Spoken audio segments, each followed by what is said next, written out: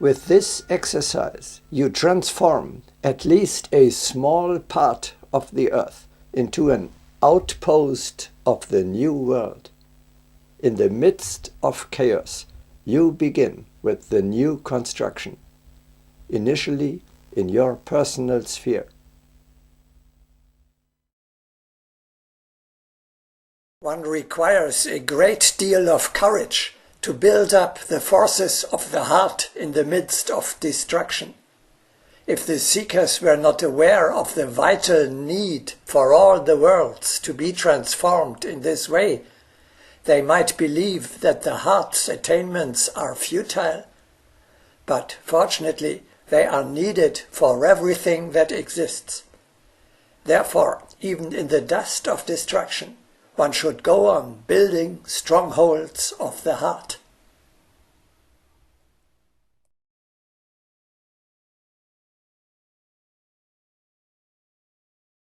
The heart is the rock on which strongholds are built.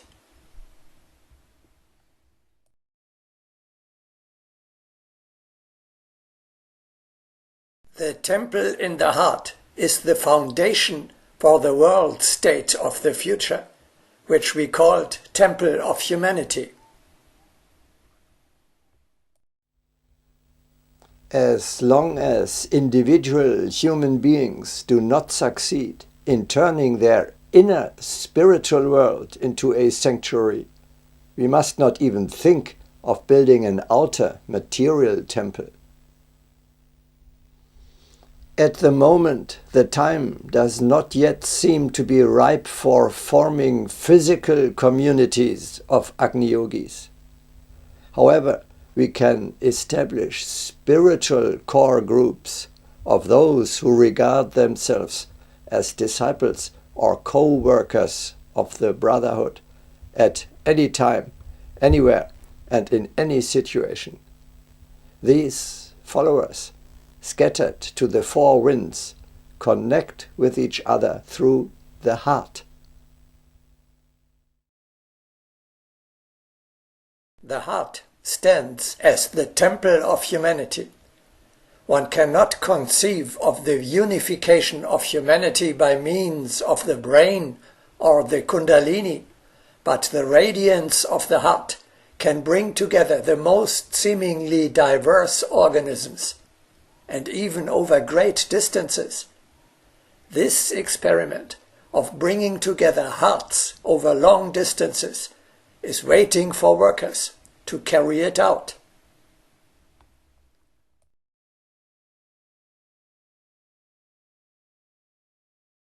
What is to be done, concretely and practically?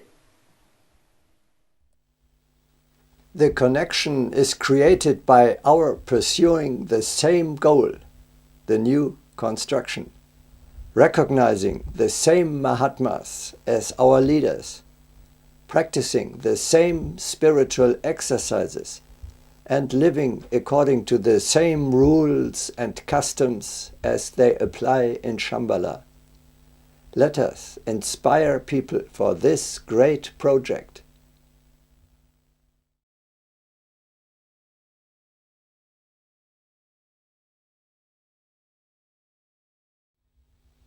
Not as a theoretical instruction, but from my own existential experience, I implore you.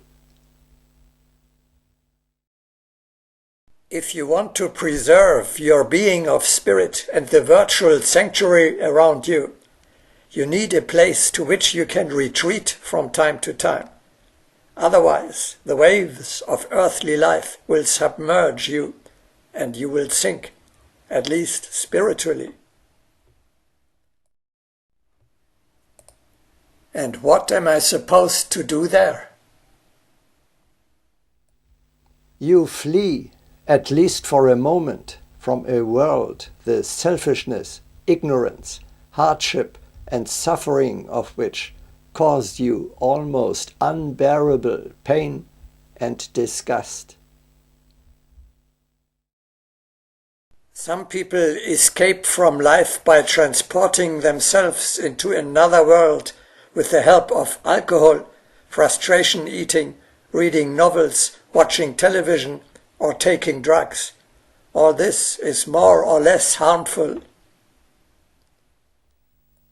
You choose a spiritual path. You retreat to a supramundane place, to a position above the situation where you are not affected by chaos. You restore your spiritual balance, the fiery state of high vibration. Here you will find relaxation, security, calm, inner peace, happiness and joy of being. You recharge your spiritual strength, your psychic energy. Can you offer any advice on where I should go? Unfortunately, such a paradise no longer exists on Earth. Therefore, practice building a refuge within you, in your heart.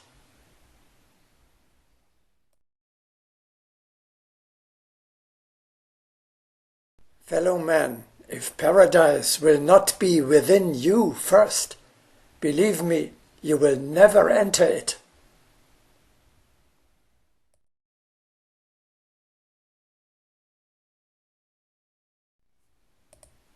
Without question, the heart's bond with the highest remains the sole refuge of humanity. One should look upon one's heart as a refuge.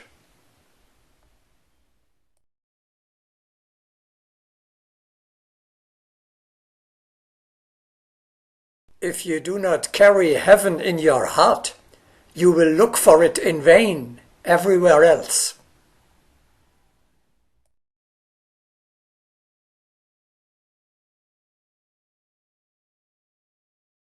Only the flame of the heart can warm when the coverings are torn apart by the storm.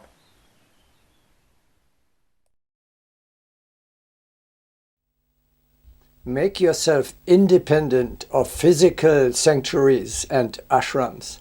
The inner monastery fulfills the same function. It has the great advantage that its gates are open to you everywhere, at any time. The temple in your heart is a true bulwark in the turmoil of everyday life.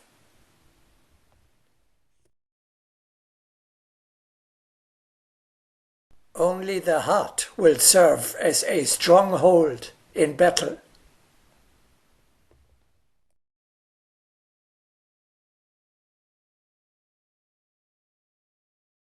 The stronghold of a yogi is not in the brain, but in the heart.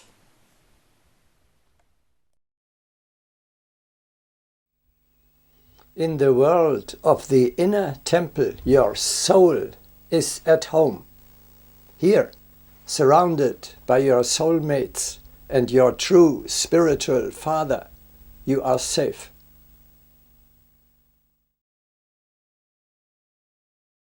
Und meine Seele spannte weit ihre Flügel aus, flog durch die stillen Lande, als flöge sie nach Haus.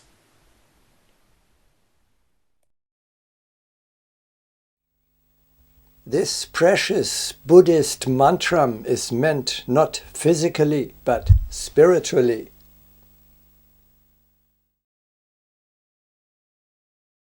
I take refuge in the teaching, in the teacher, and in the community.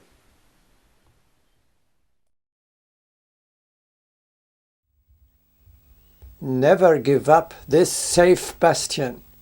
When the world around you collapses, when every support breaks down, this is your last resort.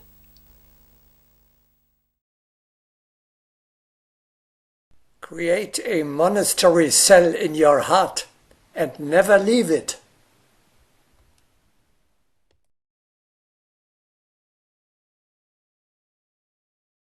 Stefano Colonna, of ancient nobility, whom Petrarch loved and esteemed as a hero not unworthy of ancient Rome, was driven into exile and deprived of his honors, power, and wealth. When people asked him, "Where is now your fortress?"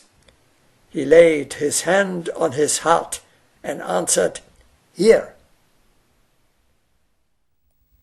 This must not remain an abstract instruction. Feel in every moment whether your inner temple is standing or crumbling. Fight all the countless influences of everyday life which put it in danger. What is it that brings down the sanctuary in my heart? Not external circumstances, but with every behavior, even every thought, which is unworthy of a holy place, this virtual reality around you dissolves into thin air, and you drive away the high creatures that populate an ashram of the subtle world. Ideally, with much practice, you will be able to keep your eternal individuality constantly in your paradise, even while the body is struggling with the earthly worries. This is like a perpetual meditation. You are in the middle of life, yet in this shelter, the negative vibrations of the world cannot harm you. You maintain your fiery state of purity, wisdom, strength, joy, light, and love.